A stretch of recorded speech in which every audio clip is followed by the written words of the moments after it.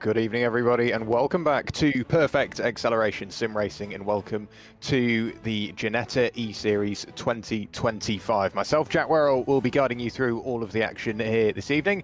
Tom O'Farrell working harder than ever, I am sure, behind all of the buttons to keep the broadcast running nice and smooth. Mick Sutton, the series organiser, and of course, Mr. Perfect Acceleration Sim Racing himself.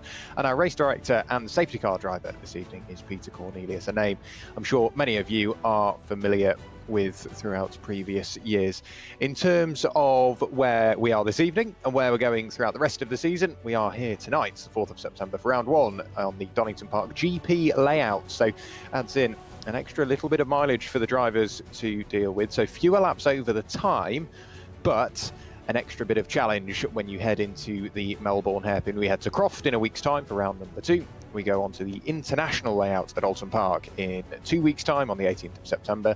We then go over the channel to Zandvoort, much like the real Ginetta Junior Series, on the 25th of September for round number 4.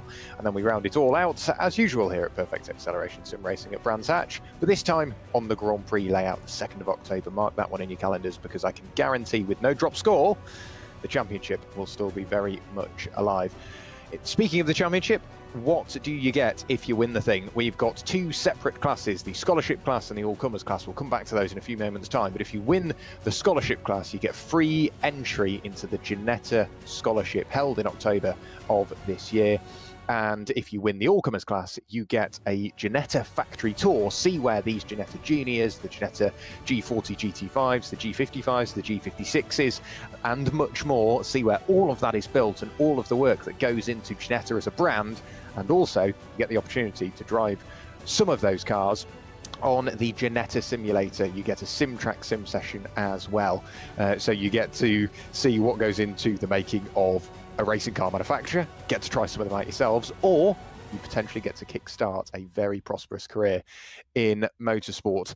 In terms of those classes, we have the scholarship class, as I said, So that all works out on driver age and exactly how they fall into that. Some of those need to be within a certain age range. Some slightly too young have dropped into the all-comers class, much like we've seen already this evening. And those that are either side of the age limit naturally fall into the all-comers class as well. The way to tell them apart, if you are in the scholarship class, you will have a day-glow yellow stripe just on the base of the sun strip, nice and easy to pick out. So one heading just towards camera at the moment.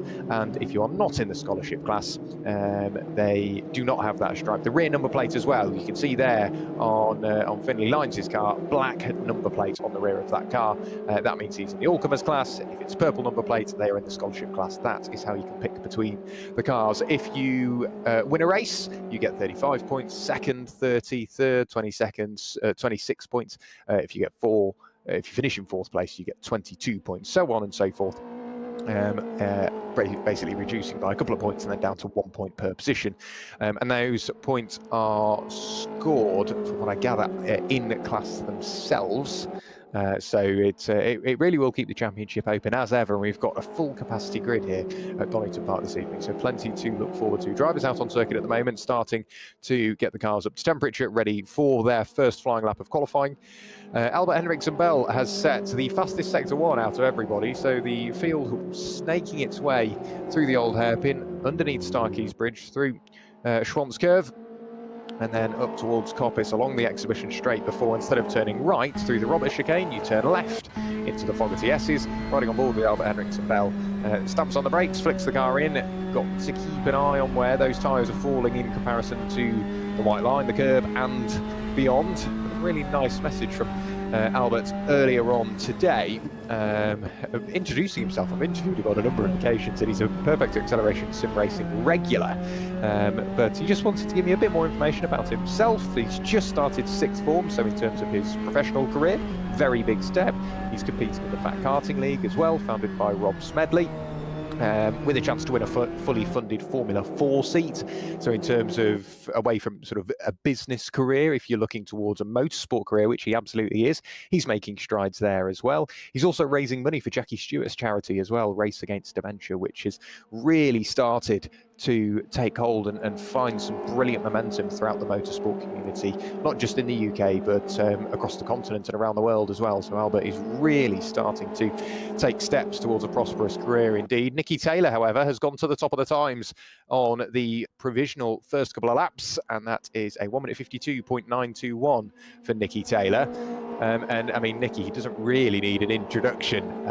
Clio Cup GB 2024 champion in 2025, racing in Clio Cup Europe. So yes, very, very quick in his own right, and it's always good to see Nicky come along. Charlie Devlin has just set the overall fastest sector 1, 33.745 of a second through sector 1, so he's starting to make inroads. We're starting to see the regular names work their way to the top. Nicky, at the moment, the man we're still keeping an eye on, is only going to be here for round 1 provisionally.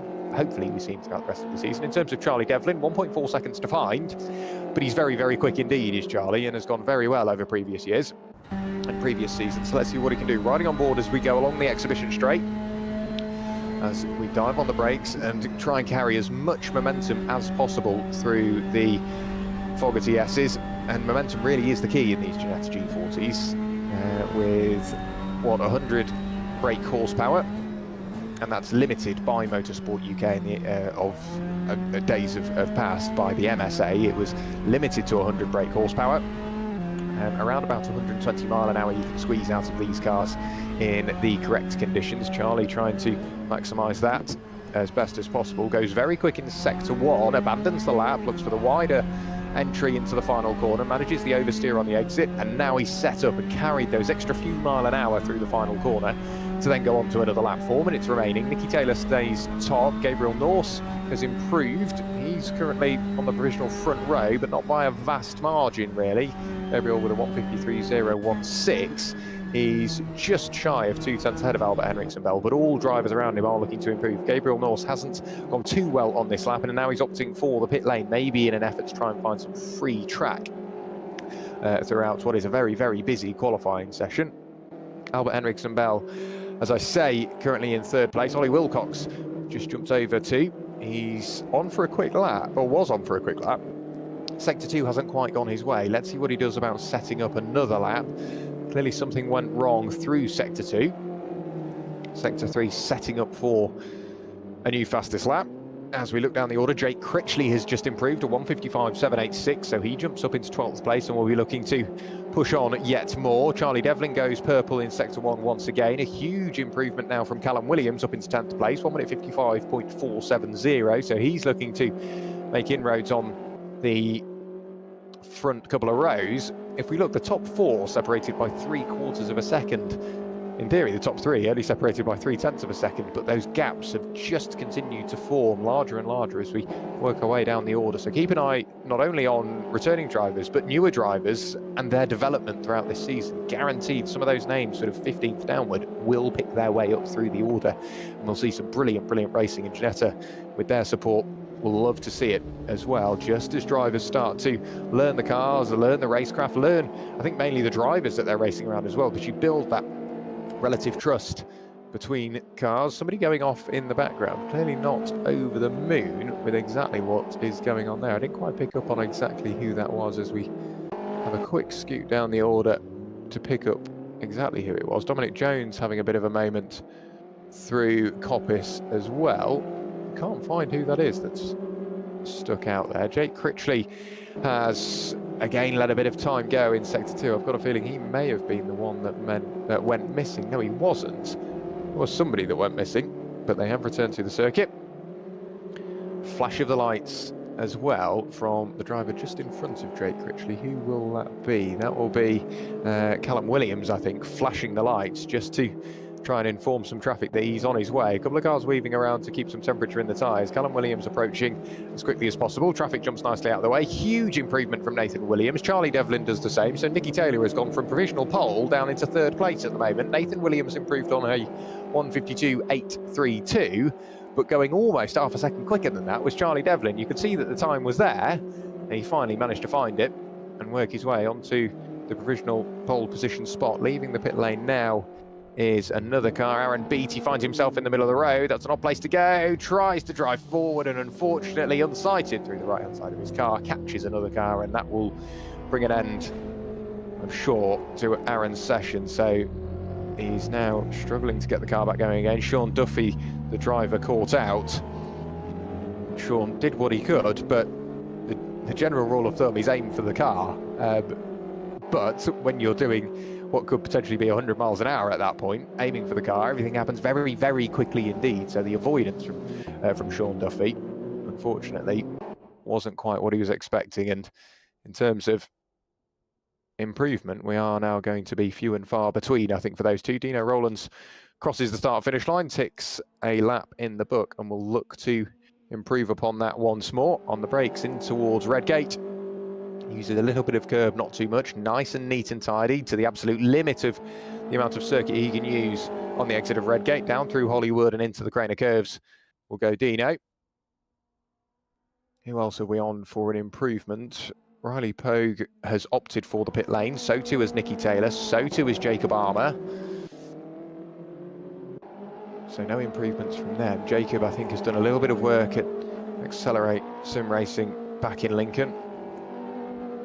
No longer Accelerate Sim Racing, I don't think. I think that's since moved, but Jacob got his hands on a championship back there. I think that was the TCR championship that was being ran, so he's got plenty of sim experiences, Jacob. Luca Erdos, half a second up through Sector 1, currently in 12th place. Half a second will be a vast improvement, and if he can continue on at such rate throughout the remainder of this lap, struggling with a little bit of traffic as the checkered flag falls. Nathan Williams has to settle for 2nd place at best. Nicky Taylor in the pit lane won't be on for an improvement. Albert Henriksen-Bell, however, might be marginal, but if he can pick up just a couple more tenths, unfortunately down in Sector 2, so it's a net loss at the moment. But in terms of what he can do through this final sector, Albert Henriksen-Bell could find himself on the 2nd or even the front row of the grid. So Albert Henriksen-Bell on the brakes in towards the Grand Prix hairpin. Picks his way through there. He's got a couple of cars trapped up and behind him. Charlie Devlin not too far away. He might be picking up some of the benefits of the aerodynamic assistance. Jacob Armour's leading a train further around the order as well.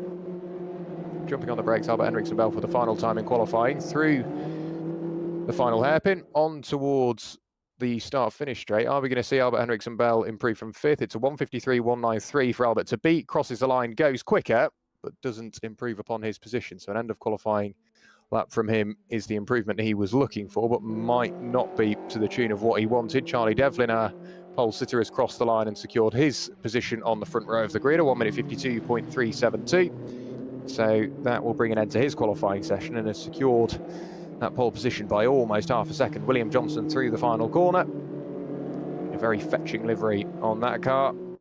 Down in up in sector 1, down in sector 2. Clearly saw that the time had left him and has opted to end his qualifying session just prior to the checkered flag, heading into the pit lane. But Charlie Devlin, your pole sitter for the first time this season, and Nathan Williams, who's no stranger to winning, will now be trying to pick apart Charlie's lap and figure out exactly where Nathan can find those, what, 4.5 tenths of a second he will need. The final car we are awaiting a lap from is Sean Duffy. He's just heading through the Melbourne Loop now, and that will be qualifying complete for race 1, not only of round 1, but race 1 of the season in the Ginetta eSeries of 2025. Charlie Devlin joins me in the commentary box. Charlie, I mean, starting as you mean to go on, we always know that you are incredibly quick, but almost half a second clear at round 1, that's a big motivator. Yeah, that's quite unexpected, really. I was really struggling sort of pre-season and on sort of today, yesterday and Tuesday. So to come away with that by just over 4.5 tenths, I'm really happy with. Yeah, I mean, Donington Park, quite an elusive circuit. There's so much undulation change, and in cars that really require the minimum speed to be as high as possible, surely you've got to be dancing on the edge of grip just to try and get that pace out of the car, but then also keeping it under control. So talk us through, I mean, I know you said you were struggling, but how do you go about extracting the time from the car? Is it late on the brakes, or is it using the brakes as little as possible and trying to scrub speed almost like a go-kart? It's a bit of both, really. You've obviously got to be really, really late on the brakes, so you're on the power as long as possible, but you've also got to be on the throttle really, really early, sort of even before you get to the apex of the corner, just to really get that exit out. But it's these are probably the most difficult cars I've ever driven, to be honest. So yeah, it's taken a lot to get used to so far. I know quite a lot of people have done this series before, so to come away with pole, I really didn't expect. Well, massive well done, because it's no mean feat. We've got a full grid with plenty of talent on it as well. So to be at the top of that, yeah, something very much to be proud of. In terms of race 1, I was going to say what your plans are, but I'm sure it's fairly self-explanatory of just, we'll be starting at the front, so try and stay there. But of course, you've got a chasing pack of 29 cars behind you. What's on your mind? I think there's going to be some carnage. It's definitely going to be close. Slipstream's worth quite a lot, but you've really got to be close to the car in front to get that slipstream. So if you maybe get half a second in front, sort of, off the first 2 laps, you might be okay, you might not be, depending on what happens behind you. But yeah, it's going to be a challenge to win this one. Well, best of luck, Charlie. Great to chat to you, and hopefully in 20 minutes' time you can join me in the box once again. Thank you. So a quick word with Charlie Devlin, our all-comers class pole sitter. Let's have a chat with Gabriel Norse, our scholarship class pole sitter. Gabriel, I mean, fairly similar questions, really. One, how do you extract the time? Because obviously from driver to driver, the style will change. But to be not just on pole, but on pole right the way up in the order outright, not a bad way to kick off your season. Yeah, it wasn't too bad. My lap definitely could have been a bit better. At the end, I felt like I got a bit blocked in the final corner. But, you know, yeah, it's quite good. I'm happy to be mixing it at the very top, which is quite good. And yeah, I mean, to get the most time, I just tried to brake as late as possible. That's basically my entire kind of strategy for it. And obviously, I mentioned with Charlie that the field has got so much talent top to bottom. The end goal for you, I guess, I mean, winning outright and podiums outright are brilliant, but it's those in-class points and those in-class wins and podiums that really count. So how do you go about achieving that when you've got, 29 other cars surrounding you, all trying to do the same? Yeah, I mean, I'm just kind of trying to focus on track position, you know, get as far ahead as I can so that I'm just a bit more secure from the other people in my class, as there's not as many people in my class that are at the very, very front. Great to hear. Well, I mean, best of luck for race 1. We've got around about a minute and a half until the race gets underway, so I'll leave you to go and get ready for the race. But yeah, massive well done on pole position, and fingers crossed I can speak to you again this evening. Yeah, thank you.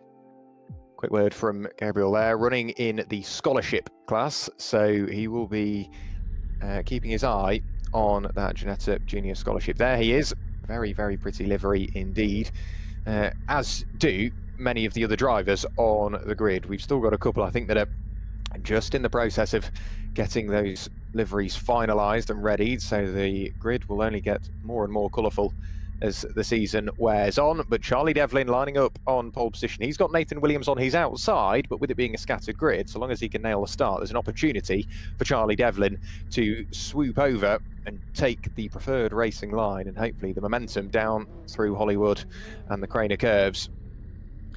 We've got Nicky Taylor sat on that third row as well, and I mean, that's probably the place you want to be, because then he can jump straight in behind Nathan Williams if he gets a good enough start, and then just sit in the wheel tracks of those two up the road. If we look further down the order, who else do we need to really be keeping an eye on? Albert Henriksen-Bell, he's only in 5th place, so he'll be wanting to catch those cars up the road, but the lights are being readied for the first time this season, so we'll wait for the 6 red lights to illuminate, and then we can kick off the Ginetta eSeries of 2025 here at Donington Park. Race number 1 of the season gets underway now. It's a good start from the front couple. William Johnson has been given a drive-through penalty for a jump start, not the way he would have wanted to start his season, but it's a brilliant start from Charlie Devlin. Everybody falls effectively single file on the run in towards Redgate. As for what is 3rd place, Gabriel Norse is trying to go all the way around the outside of Nicky Taylor. Gabriel Norse, we had a chat to him and he said track position is where he wants, or what he wants, and he's now got 2 all-comers cars separating himself from the car in the background, or from the 2nd place car, but plenty of drivers getting caught up. Exactly how that started to happen, I am unsure, but there are lots of cars getting caught up on that front, on that first lap, and unfortunately, I think a few of them have either opted to not take to the circuit once more and had to retire the car, or we have had them rejoined, but a long way off the back of the order, and Hugo Boscher has been caught out as well. So Hugo's having a race start to forget. A couple of cars running wide on the exit of McLean's as they run up towards Cops Corner. Luke Armstrong currently sat 2nd in the scholarship class, but he has a couple of cars trapped up and behind him, one of which is also fighting over class position. As we wait for the timing screen just to shuffle around, at least on my end, Riley Pogue is not sat too far behind. The safety car has been deployed as a result of that incident at turn 1. So as far as Gabriel Norse is concerned, this is brilliant. What he's done is get 2 cars that are in a different class, separating himself from Luke Armstrong and Riley Pogue, so he can run around knowing full well that even if one car gets past him, he's still got that little bit of buffer, but maybe a couple of drivers not quite catching that the safety car has been deployed. It's the first race of the season, we can't really blame them, but I'm sure that will be brought up post-race. That, or going off, I think the body language of some of the cars, Ollie Wilcox had a bit of a moment under the safety car and he's just trying to get his way back to where he needs to be. So a number of drivers, I think, will be very thankful for the safety car because it gives them the opportunity to catch up to the tail end of the order.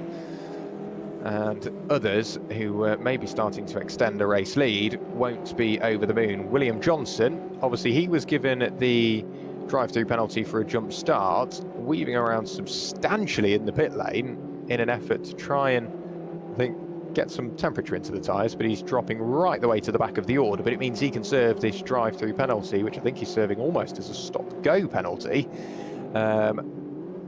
purely to, yes, drive-through has been taken, confirmed for William Johnson. So he's waited for the field to go by as directed, so he's let the field go by, but I think more importantly for him, he served that under safety car condition, so he can get straight on the tail end of the pack once more.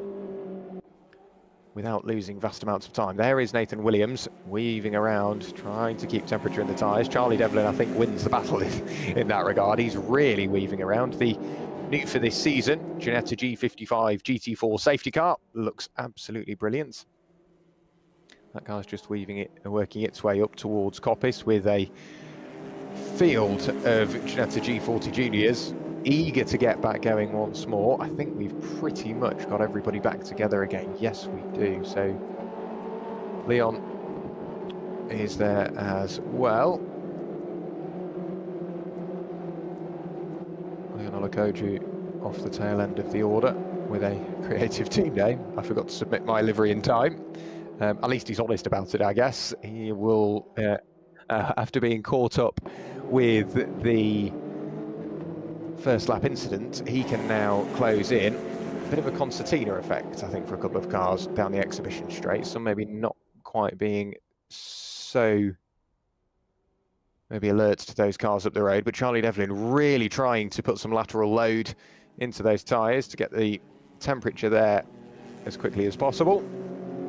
Lights remain on the safety car, which would lead you to think that it may stay out for one further lap. It's brought the pace down, so it's bunching the field back up. Lights remain on.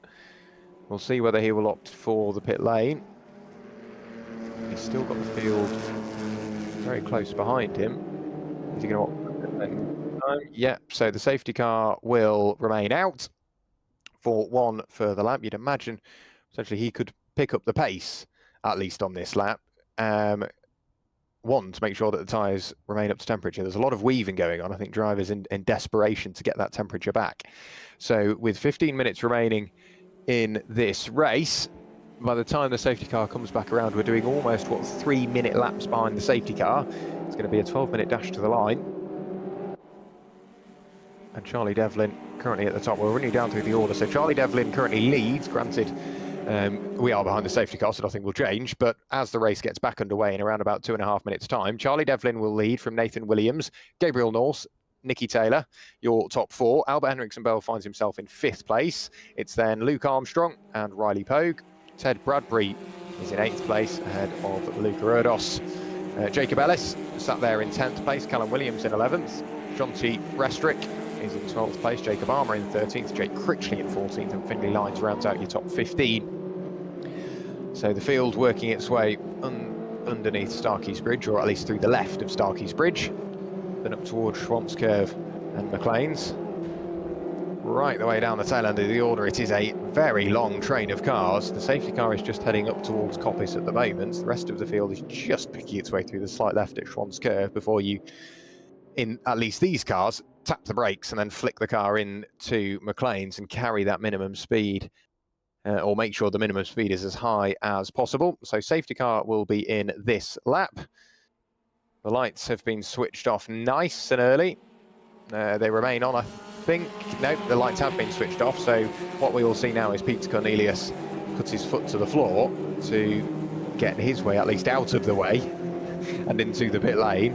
And then it's all eyes Charlie Devlin on when he will go, because he is now controlling the pace and he can choose when he wants to go. Nathan Williams really pushing the boundaries on how close he can get to Charlie Devlin. Are we going to see Charlie go on the exit of the Melbourne Loop? Or will be revealed any moment. So Peter Cornelius brings the Ginetta G55 GT4 safety car back into the pit lane. No overtaking until the safety car control line, which is effectively the start-finish line here at Donington Park. Charlie Devlin still waiting to go. Still doing a bit of weaving around, and Nathan Williams watching on to see when he will go. You should imagine Charlie will go out of the final corner. Is he going to look for a wider line? Yes, he is. Now you'd expect him to punch the throttle. Yep, just catches Nathan Williams slightly off guard as he checks up, but Nathan responds well and will look to close in. Gabriel Norse responded well, but Nicky Taylor even better. So Nicky will be looking to the inside on the run in towards turn 1, or will he? Working together, I think, at the moment on the run in towards Redgate. Potentially a shuffle going on further down the order. There's plenty of shuffling going on as the field fan out and try and pick up some places on the early resumption of this race. Callum Williams fighting away with Jacob Ellis for the final spot inside the top 10. A bit of a moment further down the order, unfortunately. So one of the cars will be dropping down the order rather quickly. I think that was Jacob Armour just getting slightly caught out. He's lost a couple of places on the opening lap of at least the non-safety car aspect of this race. So he's right the way down into 23rd place now, still with a bit of work to do. Turns into the old hairpin with a car on his inside. That was Hugo Boscher who was there on the inside. Jacob Ellis returns to the circuit after having to miss out the old hairpin. Potentially some contact there. The field fan out once more, almost 4 wide as we head in towards McLean's corner. A very optimistic and a very committed move from that of Aaron Beattie, but he manages to pull it off and picks up a couple of places in the process. Into the top 10 now is Finley Lines. A spin, however, heading through Coppice. A couple of cars getting caught out. And unfortunately for Jonty Rostrick, he has dropped right the way down the order. Jonty Restrick, pardon me. So he will rejoin the circuit. Jake Critchley got caught out in that one as well. But Finley Lines, he was up into P10 for a brief moment after restarting the race in P15 through the Roberts chicane. He manages to pick up another place, but unfortunately for Lucas Chatterton, on his run through the chicane, he got helped around slightly, so he manages to return to the order, unfortunately now down into, 24th place. As for Callum Williams, he picks up what is 10th place. Aaron Beattie trying to make inroads on those cars up the road. Hugo Boscher trying to do the same. He was trying to pull a move on Jacob Armour in the earlier part of this lap. As for the top 3, they remain as they are. Charlie Devlin leads the way from Nathan Williams and Gabriel Norse. Gabriel Norse still your scholarship class leader. William Johnson pushing hard. He's closing and closing and closing yet more onto Ted Bradbury. Hugo Boscher has been given a drive-through penalty for speeding in the pit lane. So as he comes into the pit lane, potentially to get a bit of attention paid to that car with some potential damage, he will now have to return to the pit lane for speeding. Dominic Jones through turn 1 at Redgate has unfortunately now lost out to, who was that he lost out to? The car in 21st place of Athena Cooper. So Athena picking up a place in the early stage of this race. William Johnson getting his elbows out. He's desperately trying to pick his way through the order. Ted Bradbury was made aware of Will Johnson's presence. Will Johnson, however, ran slightly wide, cost himself a bit of momentum up the hill. There's a spin and a couple of cars off in the background, one of which I think is Athena Cooper. She finds herself in the gravel trap with Dominic Jones. So those two came to blows on the run through the old hairpin. Lucas Chatterton will be picking up all of these stragglers after finding himself pointing the wrong way on the exit of the Fogarty S's just a lap ago. Sean Duffy looking all the way around the outside of Ollie Wilcox. Can't quite make it work. That's going to cost him a bit of time and potentially a couple of places as well. So he might lose out to Sean Duffy here, who's still trying to minimise the damage of that spin earlier on. Sean Duffy following suit, but Dino Rowlands finds himself pointing the wrong way on the exit of the Fogarty S's, so he will now fall down the order. The at least positional sense of this race is very, very volatile indeed. There's nobody really comfortable in a spot. Jacob Ellis now so late on the brakes, dives to the inside. The car squirms around on the brakes, gets a punt from the car behind. Who was that got caught out? I think that was Leo Ayner, it was. So Leo manages to rejoin the circuit once more, and that was more, I think he had to jump on the brakes in response to Sean Duffy, and then was helped around. Callum Williams still holding on to that final spot inside the top 10. However, that's far from safe as well, because he's got Ted Bradbury not that far away. I mean, there you can see Callum Williams. He's closer to Finley Lines than he is Ted Bradbury. I think Ted Bradbury, his main focus is on William Johnson behind. Finley Lines, who we did spot in 15th place behind the safety car, is now right the way up into 9th, riding on board with Callum Williams down the roller coaster of the Craner curves, taps the brakes, flicks the car in, uses as much curb as possible, down a gear to carry the speed up the hill, through the left of Starkey's Bridge, then up towards McLean's and through Schwantz Curve, in towards McLean's. A bit of a wobble for William Johnson. That loses the spot to Ted Bradbury, so Ted Bradbury will now be closing in more on Callum Williams. They continue to swap around, they continue to trade a bit of paint on the run up towards Coppice. All on the brakes is Will Johnson, trying to secure a bit of real estate on the outside. He can't quite hold it, then looks for the cutback, but that will put him back on the outside this time for the Fogarty S's. Will Johnson trying to hold station in the middle of the road. Ted Bradbury continuing to try and come over, but Will Johnson stays firm in his defence on the brakes in towards the Fogarty S's. That was slightly cheeky from Ted Bradbury. Just moved over slightly as he tapped the brakes. Ted Bradbury then, as a result of that, has to straight line the Fogarty S's through the gravel, kills his momentum, and William Johnson manages to hold on to 11th place. So those two starting to rough each other up somewhat. Luke Armstrong, currently in 2nd place in the scholarship class, has got that of Riley Pogue all over his tail. They are absolutely nose to tail as they cross the line, both, as you can see, with that day-glow yellow sun strip.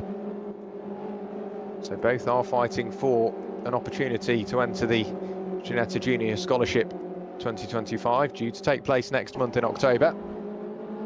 Prominently held at Blyton Park. So Riley Pogue now will be trying to turn up the wick somewhat, because there's only 6 minutes of this race remaining, meaning that he's running out of opportunities to pick the pocket of Luke Armstrong. As for Gabriel Norse, we've not really said vast amounts about him. That's because he's just held station in 3rd place, and Nicky Taylor doing the same. Callum Williams now trying to go all the way around the outside of Finley Lines. The outside was very, very brave indeed at the old hairpin. Brilliant car control from Callum Williams. Save of the race for sure. Maybe not save of the season. There's still plenty of the season still to go, but Finley Lines really starting to put the defensive work in. And now we see Callum Williams dive up the inside, late on the brakes with the flash of the lights. Finley Lines tries to fight back, but in turn William Johnson arrives on the scene. Unfortunately, I think we've seen Ollie Wilcox find himself to the gravel, and Finley Lines, after being in 9th place for a long while, finds himself in 11th place, trading a bit of paint with Callum Williams. They bounce off each other in a straight line. All of a sudden, this is bringing Ted Bradbury into the mix, so Ted Bradbury will be wanting to have a go next. Will Johnson will be over the moon with this. He arrived, managed to work his way through and past Callum Williams and Finley Lines, and has just started to run away with it, but Ted Bradbury into the tail of Callum Williams as he got slightly compromised by that of Finley Lines by way of a defence, and that's now put Callum Williams off the tail of this order. So William Johnson can count himself lucky. He managed to get through that and has started to build a bit of a gap between himself and those cars behind. Nathan Williams still sat there in 2nd place, half a second away from Charlie Devlin. The previous laps, it was Nathan Williams, the quicker of the two, 3/10 quicker. So are we now seeing the pendulum swing the other way? Are we going to see Nathan Williams close in for the lead onto Charlie Devlin? As for Gabriel Norse, he will be more than happy to hold station where he is in 3rd. Still in the lead in class. Nicky Taylor has started to fall away somewhat as well. Will Johnson has opted for the pit lane. Are we going to see any more of him in this race? Yes, we are. Gets back rolling once again. Hugo Boscher has served a drive-through penalty, so he's free and clear to continue on with his race. But with now 4 minutes of the race to go, Nathan Williams, he's running out of opportunities to close in on Charlie Devlin, both of them taking near on identical lines through McLean's. Everybody else in the background does the same, aside from Albert Henriksen Bell. He pushed the limit through there, and hopefully not picking up too many track limits warnings, because they are being monitored, and with cameras on corners specifically to keep an eye on those main corners that you can either get away with it, or those corners that are easier to wander over track limits will be penalised, and probably sent a pretty photo of your car to show exactly where you did it. Finley Lines has got problems, however, on the run up towards McLean's. He finds himself off the left-hand side of the road, returns to the pit lane, which isn't advisable. Jonty Restrick does the same. Jonty's pulled the car nicely over to the left-hand side, and by the sounds of it, no revs going on in that car, so maybe a mechanical issue for him, so he will play no further part in this race. 3 minutes of the race to go. As long as drivers are aware of it, they will be showing the yellow flag. You should imagine that will just be covered by localised yellow flags for the remainder of this race. So no need for further safety car intervention. A 5-second time penalty will be awarded to Dino Rowlands for transgressing the circuit limits on too many occasions. That will be applied post-race. So the results, of course, we show you at the end of the race are always provisional. Luke Armstrong pushing the limits on the run in towards Redgate, just nibbled at the grass at pit exit, and that meant that whilst on the brakes, it's just spinning through 180 degrees. So Riley Pogue has picked up 2nd place in the scholarship class. Luke Armstrong is in 3rd for now. However, we've got Luca Erdos not too far away. Drivers slow down appropriately through the yellow flag zone. Nathan Williams does close in slightly on Charlie Devlin through that section of circuit. And we've had contact through the final corner. Jake Critchley involved. So too is Lucas Chatterton. Exactly what happened between those two, we're not exactly sure. But it was a long way out of the final corner. In the background, you can see heading down the exhibition straight for the penultimate time, our race leaders. But Lucas Chatterton and Jake Critchley clearly getting caught together. Exactly how that happened, as we say, we're not exactly sure. Athena Cooper dropping down the order as well. I think she ran slightly wide through Redgate, meaning that killed all of her momentum, but arguably that's one of the better points of the circuit, to lose some momentum, because you then work your way downhill and get all of that momentum back once again. However, very, very wide, and another car goes off in the background in a very, very big way. Who was that? Dominic Jones. That was either nibbling at the grass or a locked brake, but he went a long way into the gravel trap. All we could see was tyre smoke at the time. Callum Williams has now picked up a 5-second time penalty for transgressing the circuit limit, so he's clearly just wandered over those track limits one time too many. On to the final lap of the race goes Charlie Devlin. Closer than ever is Nathan Williams. They're only a tenth apart. Athena Cooper picks up a 5-second time penalty also. Nathan Williams looking for the cutback. Charlie Devlin parks the car on the apex to try and slow down Nathan Williams. It will be the outside for Hollywood, but it will be the inside for the second part of the Craner curves. The outside once again for the old hairpin. So Charlie Devlin, he's on the preferred line for now, but Nathan Williams will try and brave it out around the outside. We know Nathan's quick all the way around the outside. He gives it a go. Charlie Devlin draws himself level. A bit of side-to-side contact between the pair of them. That kills a bit of momentum for Nathan Williams. So Charlie Devlin now will reap the rewards from that. He can go defensive on the run in towards McLean's. The final lap of the race, when else would it be? On the brakes in towards McLean's comes Nathan Williams, all the way around the outside. He has a look, but Charlie Devlin, wise to the move, holds him out there, holds firm onto that white line on the exit as well. Gabriel Norse isn't too far away, so if these two continue to fight over the next couple of corners, we're going to see Gabriel Norse get closer and closer and closer. He's already on the outright podium. He said track position's important. The position he's in is going to be very, very valuable indeed in the first part of this season. Picking up those early points is exactly where he will want to be. So Nathan Williams taps the brakes, down a gear, in towards Fogarty S's for the final time. He's got a windscreen full of Charlie Devlin, but a bit of oversteer kills yet more momentum for Nathan Williams. A flash of the lights, anything to try and distract Charlie Devlin. A small look to the inside turns into a bigger look to the inside. Ignore the rear number plate on Nathan Williams' car. He is in the all-comers class, so he will go up the hill and in towards the final corner for the final time. Another flash of the lights to try and fill the mirrors of Charlie Devlin, but Charlie's been soaking up the pressure all race long. He needs to go through the final corner one final time and does so with success. Charlie Devlin, a lights to flag victory in the first round of the Ginetta eSeries of 2025. Charlie Devlin takes the win overall and in the all-comers class. Nathan Williams picks up second place overall and second in the all-comers class. Gabriel Norse manages to take the win in the scholarship class. A bag full of points for him, and to go with that, third place overall. Brilliant start to his season. Nicky Taylor rounds out your all-comers podium. Albert Henriksen Bell rounds out your top 5. And then we get to Riley Pogue and Luke Armstrong, second and third in the scholarship class, in 6th and 7th respectively. Luca Erdos finishes in what is 4th place in the scholarship class. Ted Bradbury finishes 5th in the all-comers class, and Aaron Beattie rounds out your top 10. Yet more cars coming through to cross the line. Jacob Armour picks up a top 5 in class on debut, so very well done to Jacob Armour. William Johnson finishes 12th overall, finishing 6th in the scholarship class. As for that of Jacob Ellis, Callum Williams and Sean Duffy, they finish 7th, 8th and 9th respectively in the all-comers class. Dino Rowland picks up a 5-second penalty, and that has been confirmed as he's crossed the line and applied to his finishing result. Athena Cooper crosses the line, just manages to hold on to a spot inside the top 20 on the road. Whether that is still the case post-race results and nothing needing to be investigated, it means that she might just about hold on to the top 20. Gabriel Norse working his way back to the pit lane. And I mean, he will have a story, won't he? Because a brilliant start meant that it put him in a fabulous position for the rest of the race. And Charlie Devlin, exactly what will have been going through his head on the final couple of laps of this race, seeing that Nathan Williams was getting closer. So into the pit lane, the field will come, and then effectively start preparations to go back racing once more. Charlie Devlin joins me in the commentary box. Charlie, you said that you weren't necessarily expecting to be on pole position.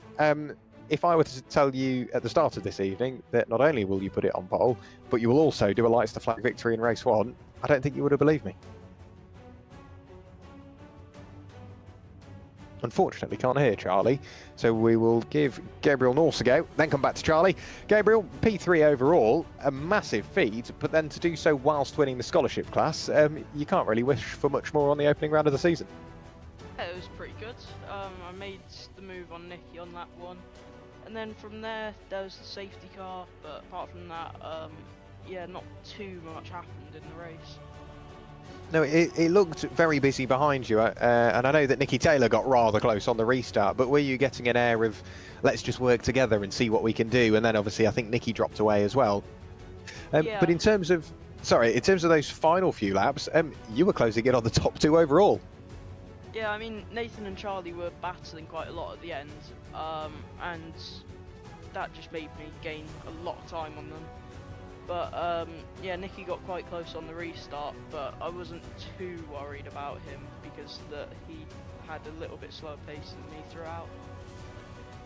But lots to be proud of for sure. I mean, you'll be hoping for more of the same in race 2, but race 1, yeah, not a bad way to kick off your season. I guess it's all eyes on, once again, just bagging those repetitive podiums, repetitive points, and then hopefully walking away with a chance at a way to kickstart your racing career. Yeah, I mean, just keeping all of the points and just maximising it is what I really need to do, and that will just ensure the championship. Well, very well done for race 1, and hopefully, once again, in 20 minutes' time, we can chat to you again. But best of luck for race 2. Yeah, thank you. And now we'll move back to Charlie Devlin. Charlie, outright race winner, class winner, lights to flag victory from pole. Can't really complain. Unfortunately, still struggling to hear from Charlie. Hopefully we get another opportunity to speak to him throughout the rest of this evening. So Charlie will disappear to fix those issues and get ready for race 2, which is only, 2 minutes away, so there's not that long left for drivers to get ready once more. What we will do just, I think, prior to the second race getting underway is have a quick word from our sponsors, but stick around, race 2, it's only a couple of minutes away.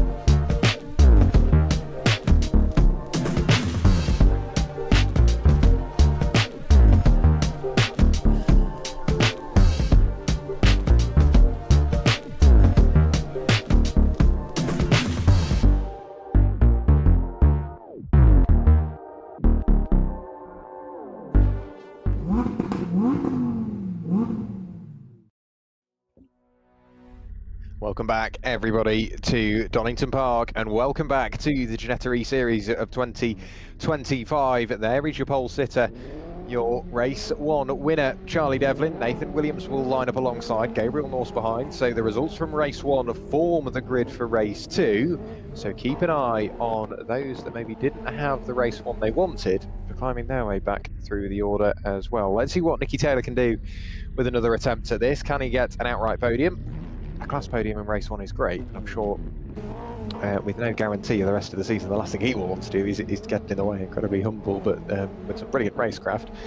That of Nicky Taylor knows exactly what he will want out of this evening. Red lights being readied, green flag at the tail end of the order. Gabriel Norse will be hoping for another class win from the second row of the grid. So 3 lights turn into 6. The second race of the first round of the season in the Ginetta eSeries 2025 is go. Jake Critchley jumps the start, so he will pick up a drive-through penalty in the early part of this race. A good start from Charlie Devlin, a good start from Nicky Taylor. However, he's coming under pressure from Albert Henriksen Bell, who will be wanting to get onto the all-comers class podium. He dives to the inside at Redgate, just about manages to nick in front of Nicky Taylor, bounces off the curb. That throws him wide, but he holds on to the position for now. A number of cars running wide through the grass, but just about keeping it out of the gravel. Much cleaner on this occasion. Nicky Taylor and Albert Henriksen Bell still find themselves side by side. Down through corner curves they go, jump onto the brakes. It's Nicky Taylor just about getting the better of that, or is it? Because Albert Henriksen Bell fights back all the way around the outside, gets superior momentum. A couple of cars running wide in the background. But it's Albert Henriksen Bell that manages to pick up not only 4th place overall, but 3rd place in the all-comers class in the early part of this race. And a car's ran very, very wide in the background. I think that's Dino Rowlands, who isn't exactly going how he will have wanted to in the early part of this race. Charlie Devlin leads from Nathan Williams. Gabriel Norse holding on to 3rd place and keeping in touch with those top 3. So for Gabriel, he will want to hold station and let those 2 up the road just fight amongst themselves, or try and work together for the first 10 minutes, and then for the final 10 they've got a bit of breathing room. Look at that top 3 already. They've started to build a bit of a trio and work away from that of Albert Henriksen Bell. That's exactly what Albert doesn't want. He wants to close in on those top 3 and then maybe bring Nicky Taylor with him, so he's got a bit of backup. There's some brilliant battles going on further down the order on the exit of the Roberts chicane. The Fogarty S's, pardon me. We have got cars darting left and right to try and get to the inside for the first time in towards the Melbourne Loop. Riley Pogue has worked his way through and past Ted Bradbury. Finley Lines dropping back, but then getting a brilliant run on the exit of the Melbourne hairpin, back through and past that of Leo Einer. So Leo Einer has got a bit of work to do if he wants to close back in onto Finley Lines, but Finley Lines makes a little bit of contact with Jake Critchley, and that was just enough to unsettle the rear of the car. Jake Critchley spins through 180 degrees, does so once more to get pointing the right way again. Charlie Devlin pushing the limits on the exit of Redgate, down through the corner curves once more. You can see the lights flashing away on Nathan Williams as he tries to distract Charlie Devlin, and that's going to be a returning feature for the next 17.5 minutes of this race. Right the way up, making the most of every single rev available to Nathan Williams, all the way to the red line. Then finally grabs 5th gear. That gives him some great momentum around the outside of Charlie Devlin, but the prevailing word there, I think, was outside, meaning that he just had to sacrifice a bit of momentum. He didn't want to, and despite his best efforts, just runs wide onto the grass. That will pick up a track limits ping, at least at this stage, so he'll have to keep an eye on that for the remainder of this race. So too will many others, the first of which being Aaron Beattie. So too will Jacob Ellis, Finley Lines and Leo Einer, all following the same line through that section of circuit. Dino Rowlands starting to apply a bit of pressure onto Callum Williams. Those two have come together in a nice little duo right towards the tail end of the order, 22nd and 23rd place, but it is a battle not only overall but a battle in class as well, and just about finding the room on the inside is Dino Rowlands. Somehow manages to fit the Ginetta G40 up the inside when I don't quite think there was a Ginetta G40 width. Jacob Ellis pushing on once more. A couple of cars with their lights ablaze, I think, just trying to indicate their intentions to those cars up the road. Aaron Beattie now loses out to Finley Lines, who's back on the charge once more, but Aaron with the wider entry, it opens up the exit, meaning he can jump on the throttle slightly earlier. Is he going to have a look all the way around the outside through the final corner? He gave it a go. Albert Henriksen Bell, from what was, I think at the time, 4th place. It wasn't Albert Henriksen Bell, in fact, it was Ted Bradbury. Ted Bradbury, apologies, drops down the order, now into 10th place.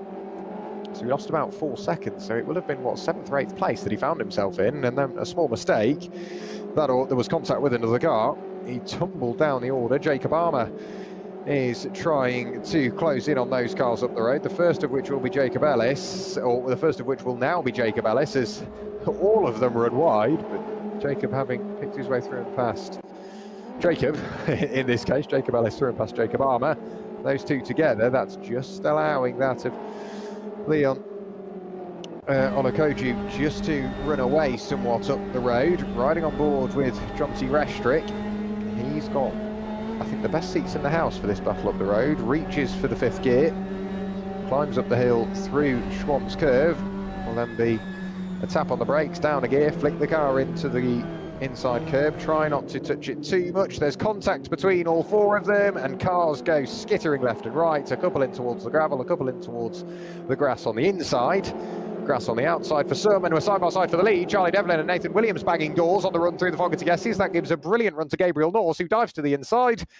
And Gabriel Norse, not only your scholarship leader, your race leader now as well. Gabriel really starting to put the pressure on, gets a punt from Nathan Williams. I think that was helped by Albert Henriksen Bell, who did the same to Nathan Williams. So Gabriel Norse leads from Albert Henriksen Bell. Charlie Devlin gets a good run, however, so he now shuffles up the order into second place on the road. 3 wide on the run in towards the final corner. Jacob Ellis picks up a 5-second time penalty. Albert Henriksen Bell looks for the cutback on the exit of the final corner. It's all very close inside this top 4, effectively top 5 now, because flashing the lights behind Albert Henriksen Bell is that man there, Nicky Taylor, riding on board with him on the run in towards turn 1. Gabriel Norse leads from Charlie Devlin and Nathan Williams. Nathan Williams is side by side with Albert Henriksen Bell as they run in towards Redgate once again.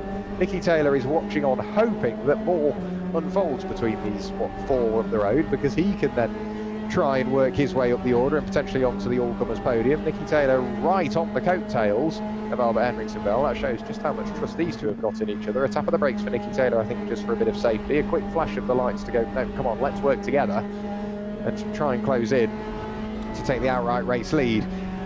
This is going to work mainly for 2 people, Gabriel Norse and Charlie Devlin, because Nathan Williams will be preoccupied with Albert Henriksen Bell, who had a little look to the inside but didn't unsettle Nathan Williams, who has been making a name for himself in his own right through real-life motorsport pathways in the Hyundai Coupe Cup.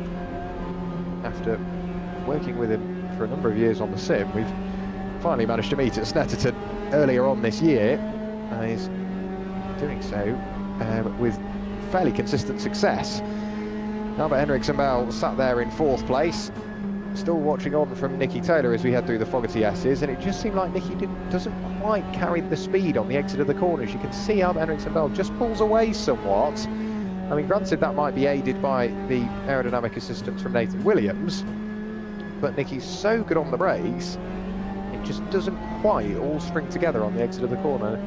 Albert Henriksen Bell again just pulling away slightly. It's only marginal, but you can see Albert's, it's almost like he's got a bit more power leaving the final corner as he jumps on the brakes and then through the left-handed hairpin back onto the Wheatcroft straight once more. Charlie Devlin all over the coattails of Gabriel Norse. So whilst that is a position overall, it's not a position in class. So for Gabriel Norse, depending where his loyalties lie, he will either defend from Charlie Devlin or let him through. Jacob Armour, we glance back to him and he's pointing the wrong way, so whether that was contact or a mistake, not exactly sure, but he now rejoins the race down in what is 20th place. That's up and behind Jonty Restrick. Jumps on the brakes, you see the nose of the car dive into the floor as Jacob tries to get that car slowed down. I think we've had another spin through the final corner as well, or maybe contact between Dino Rowlands. You could hear the car spinning. I think Dino Rowlands and Athena Cooper came together on the run towards the Wheatcroft straight. Charlie Devlin and Gabriel Norse absolutely nose to tail. Charlie not really trying to fill the mirrors, at least the wing mirrors. The rear view mirror will be full of Charlie Devlin, if you ask Gabriel Norse. Is he going to have a look to the inside? No, not on this occasion. But for Charlie, he will want to get through and past Gabriel Norse and put a car between himself and Nathan Williams. But Gabriel Norse, he wants to remain in the lead of this race outright. He's proven he's got the pace to do it. Now he needs to prove, can he hold on to that race lead? Riley Pogue and Will Johnson, absolutely. No, that's Riley Pogue and Nicky Taylor, actually. Nicky's fallen away from that top 4. So Nicky under pressure from Riley Pogue, who is, after finishing second in class in race 1, is looking to do the same once more. However, with a poor run through the Fogarty S's for Charlie Devlin, that puts him under pressure from Nathan Williams, but Nathan backs the car in towards the Melbourne leap. It cost him a bit of momentum in the first part. However, he could jump on the throttle nice and early. Charlie Devlin moves over to defend in towards the final corner. Nathan Williams will be showing the outside, but he can potentially look for the cutback. The front end doesn't quite get the response that he was expecting. Gabriel Norse runs wide onto the grass as he heads onto the start-finish straight. We're not even halfway through this race yet. Callum Williams picks up a 5-second time penalty for exceeding those track limits, but Nathan Williams now sets his personal fastest lap of the race, so he's really pushing on. Devlin really needs Albert Henriksen Bell to close in and take some attention away from Nathan Williams. However, the only way to do that is really start to back up Nathan Williams, but that leaves you vulnerable. Gabriel Norse has really been efficient with his time. Picked up that Charlie Devlin is scrapping away with Nathan Williams and then starts to run away. Callum Williams, his situation goes from bad to worse, now down into 21st place, and when we looked at him, he was way over the white line, so with a 5-second time penalty looming large anyway, the last thing he wants is to exceed track limits once more. That's it, Riley Pogue has ran out of patience and has dived to the inside of Nicky Taylor. The pair of them were side by side briefly, but Nicky could take his preferred line through McLean's. Up towards Coppice, we've got this battle between Nathan Williams and Charlie Devlin. They were side by side once more. Are they still side by side? No, they're not. So almost, however, there's a bit of an overlap, which Charlie Devlin I don't think was aware about. It's the smallest overlap you could imagine. But Nathan Williams, he looks to the inside, he's later on the brakes, picks up second place. Nathan Williams up into second overall, but Charlie Devlin gets a brilliant run out of the Fogarty S's. Nathan Williams moves over to defend, and all of a sudden Albert Henriksen Bell is on the scene. He's having to go all the way around the outside, but watch this, he's going to be late on the brakes. Opens up the corner, dives to the inside. Albert Henriksen Bell looks good for at least third place. It might even be second on the exit. Nathan Williams, after going for second, finds himself in fourth with cars two abreast up the road. So Albert Henriksen Bell will now just need to slot in between Charlie Devlin, but he runs wide. The front end again doesn't quite bite how he wants, but he will get a good run as he will have been able to jump on the brakes slightly later and jump on the throttle slightly earlier. And now Nathan Williams will have to attack back at Albert Henriksen Bell and attack back at Charlie Devlin. Nathan Williams doesn't like to stay fourth place for so long.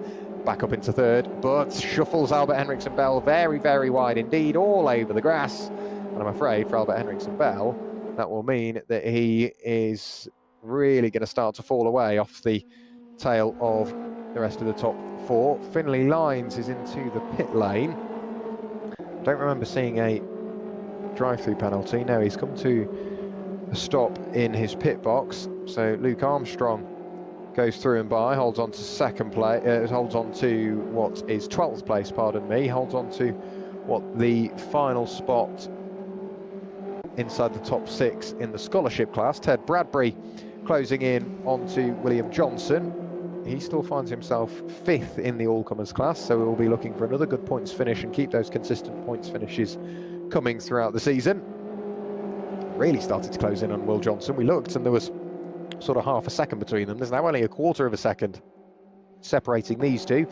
7.25 minutes of the race to go. Finlay Lines remains in the pit lane. He's dropped all the way down the order, and I fear we may not see Finlay play any further part. No, we will. He's returned to the circuit. He's a long way off the tail end of the order, so Finlay's got the work to do. Aaron Beattie soaking up the pressure from Leo Einer. Luca Rurdos picks up a 5-second time penalty for cutting, so that will be applied post-race. They're slowly starting to work their way into the timing. Aaron Beattie runs wide through the Fogarty S's. That will leave him vulnerable to Leo Einer, who's late on the brakes, dives to the inside. Keep an eye on Luke Armstrong as well, because he's now on the coattails of Aaron Beattie. Behind Luke Armstrong, you've got Sean Duffy, so this could be a little battle pack starting to form. 6.5 minutes from the checkered flag. Aaron Beattie looks for the late turn in, but that leaves him vulnerable to Luke Armstrong. Leo Einer is almost there or thereabouts. Luke Armstrong was almost up the inside of Aaron Beattie. Is really starting to close in for the final spot inside the top 10. As for Luca Rurdos, he will be blissfully unaware that this is all happening behind him. Aaron Beattie now goes to the outside, nibbles at the grass but keeps the car under his spell. We'll look for the cutback on the exit of Redgate. Brilliant move. Collects up a bit of a moment whilst doing so. Slides his way inside the top 10. So Aaron Beattie up into 10th place. Luke Armstrong tries to do the same up the inside of Leo Einer, and yes, confirms the place on the running towards the old hairpin. So brilliant move from Luke Armstrong. He's now going to try and pick the pocket of Aaron Beattie and get inside that top 10. A bit of pressure applied. Aaron Beattie runs slightly wide. Now Luke Armstrong looks to the inside, but doesn't quite have the momentum I think he thought he did.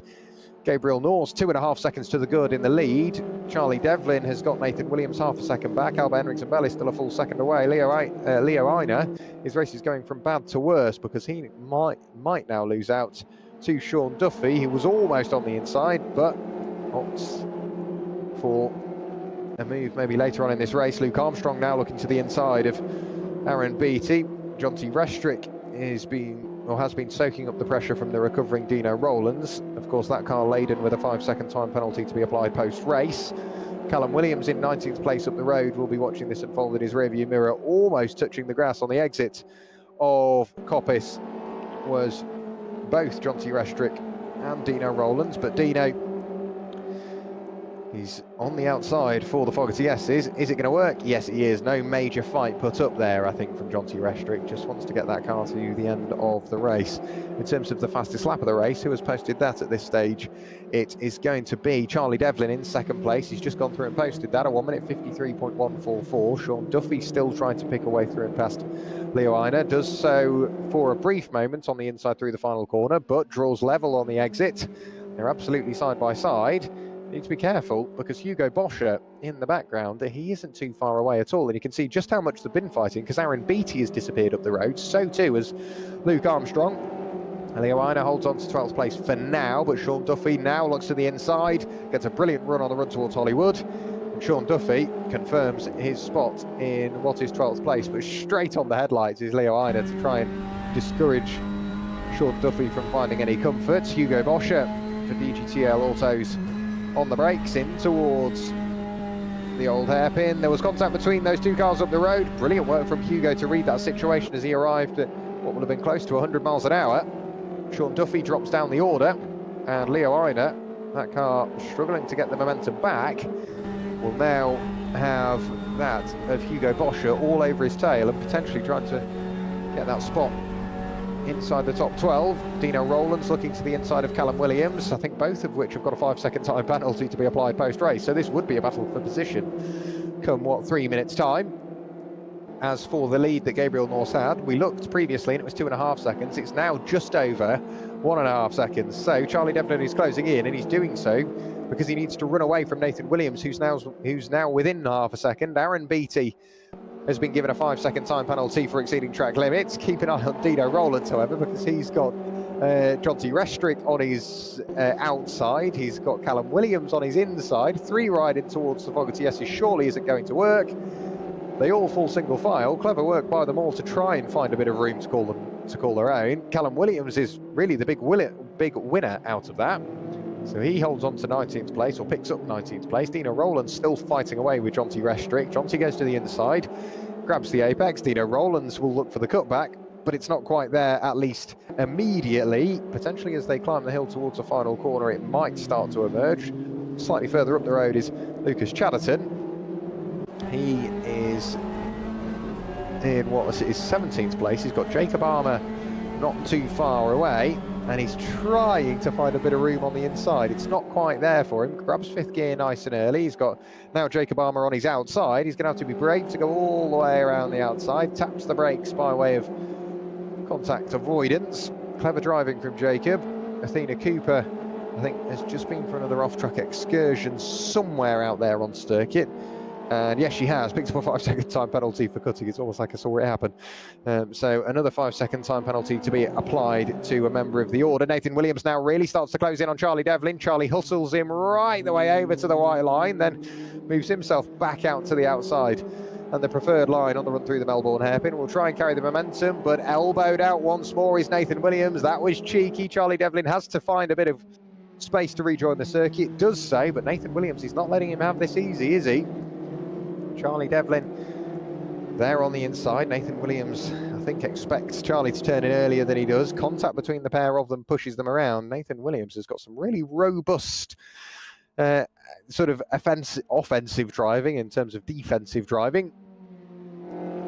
So Nathan Williams to the outside now on the run towards Redgate. Aaron Beattie, who's just been awarded with a 5-second time penalty, now finds himself pointing the wrong way on the exit of the Fogarty S's. Nathan Williams on the outside through Hollywood, the inside through the Craner curves. It will then be the outside for the old hairpin. We've seen him try it in race 1. He's trying it again in race 2. Is it going to work this time? Charlie Devlin will be, I think, slightly more robust in his defensive driving given the events over previous laps. A car going very slowly off the road, potentially issues unfortunately for one of the drivers, but Nathan Williams carries some brilliant momentum on the run through the old hairpin. That carries all the way up through Starkey's Bridge and Schwantz Curve. It will be the outside for McLean's, but Charlie Devlin, he's going to have to supersede the position here because Nathan Williams, carrying the momentum as best as possible, will secure the position, or will he? Because back up the inside goes Charlie Devlin. Contact between the pair of them. Nathan Williams is pitched sideways.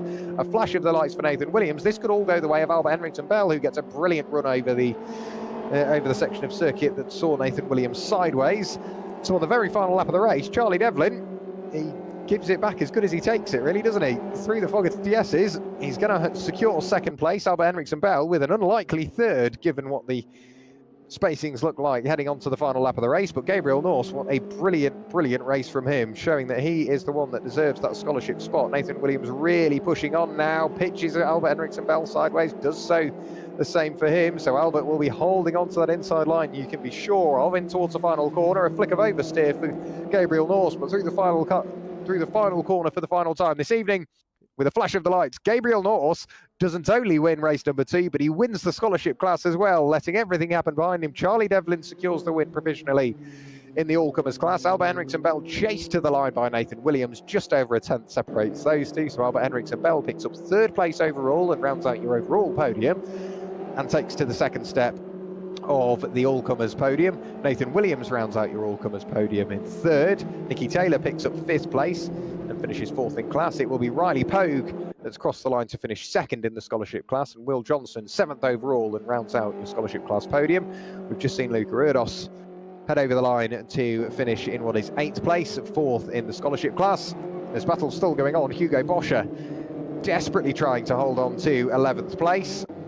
That will be what is sixth place in the scholarship class, and a good haul of points. Side by side over the line, it's Leo Einer, and who was that? That was Sean Duffy. Was it Sean Duffy that got quite close? Yes, it was Sean Duffy. They crossed the line exactly at the same time. However, Leo Einer has been awarded with 12th place, Sean Duffy with 13th, I think. Looking at least what the timing tower says, Callum Williams picks up a 5-second time penalty, and that will be added to his final race time. It will be everything will be applied post-event, so all results you will hear about this evening are provisional and subject to change.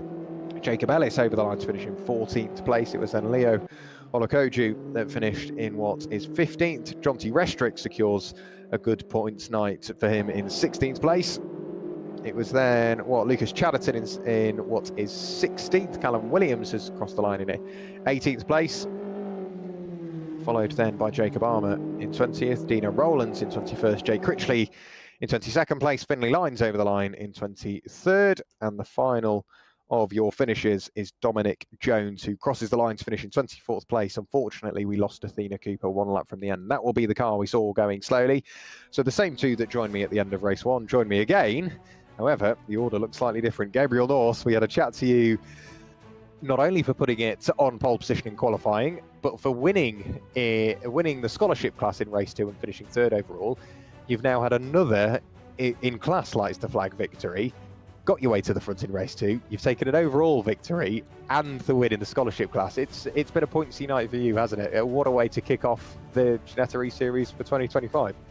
Yeah, it's the way I wanted to start it. I managed to keep up with Nathan and Charlie, and then once they had a little bit of a coming together, I just managed to sneak up the inside and didn't really look too far back from that.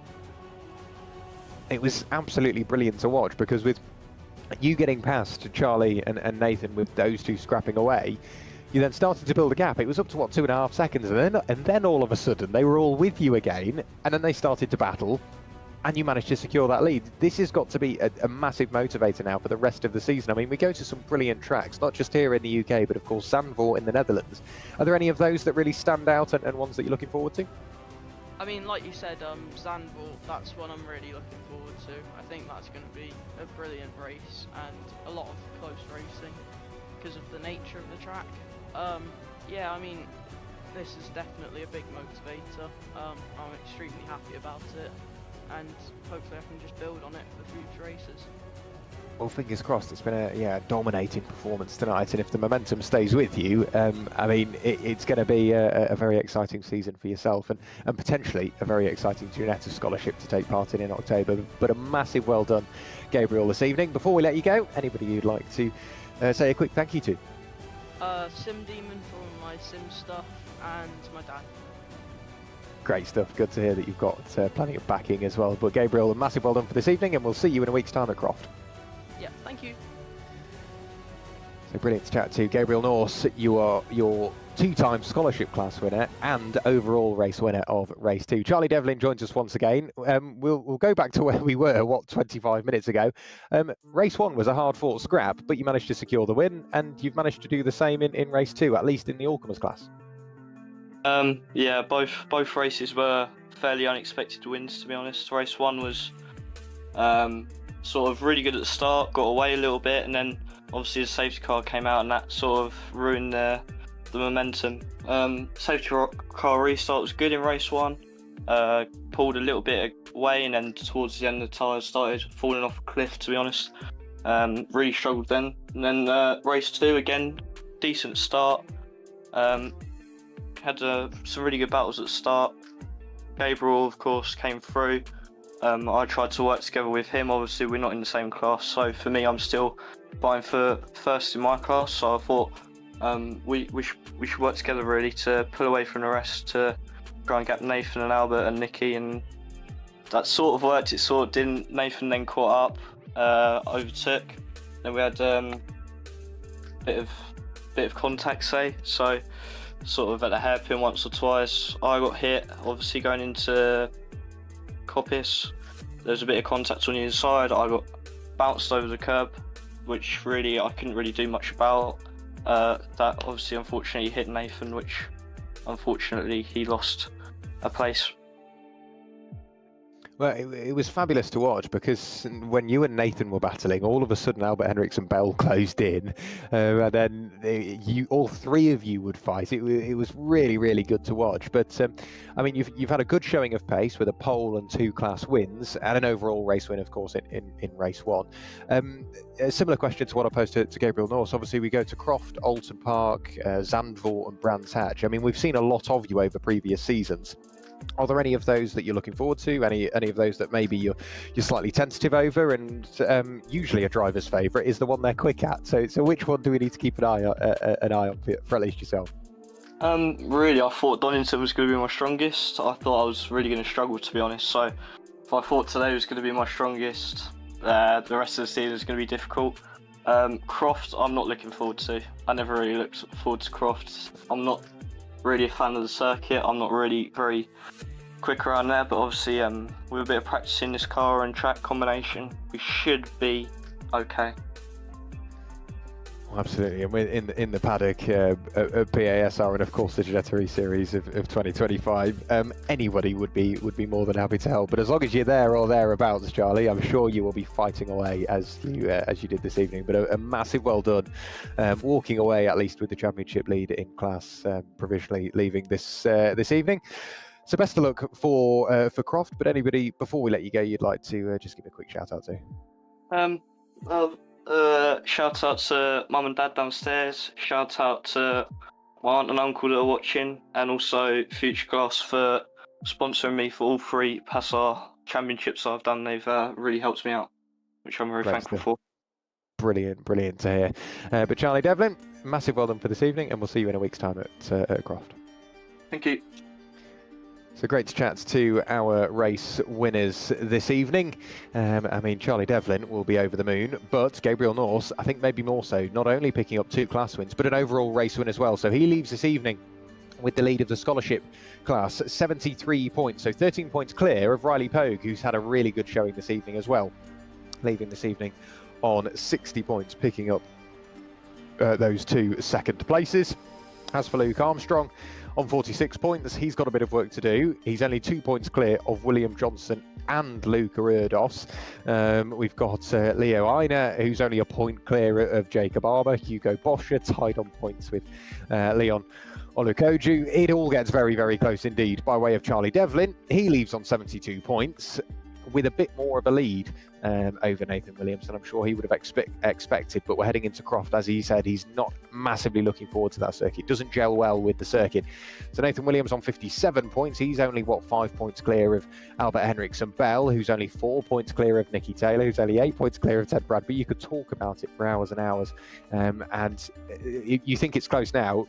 give it, what, 2 or 3 weeks, and it will still be that close. So plenty to look forward to. Speaking of 2 or 3 weeks, where will we be and when will we be there? We go to Croft on the 11th of September. So this time next week, make sure you mark that in your calendars. It will be just as close, if not closer, than this evening here at Donington Park. We go to Alton Park International on the 18th of September. A week after that, we go across the channel to Zandvoort, what a lot of drivers are looking forward to. And then we round out the season in the Ginetta eSeries of 2025 on the 2nd of October for round number 5 at Brands Hatch. So myself, Jack Worrell, has been guiding you through all of the action this evening. The beautiful pictures that you've seen on screen throughout are from Tom O'Farrell and 2F Media Productions, of course. A massive thanks to him and Mick Sutton, the series organiser. And we saw a little bit of Peter Cornelius in the safety car this evening, in the nicest way possible. We never really like to see Peter, but he had to take to the circuit this evening, and I'm sure he was busy as race director, and that commitment will continue on, I'm sure, throughout the season. But a massive thank you not only to those names that you can see on screen, but for everybody that's watching along and everybody that's this evening. Give us a week. We'll be back at the same time, same place for round number 2 of the Ginetta eSeries of 2025 at Croft. Goodbye.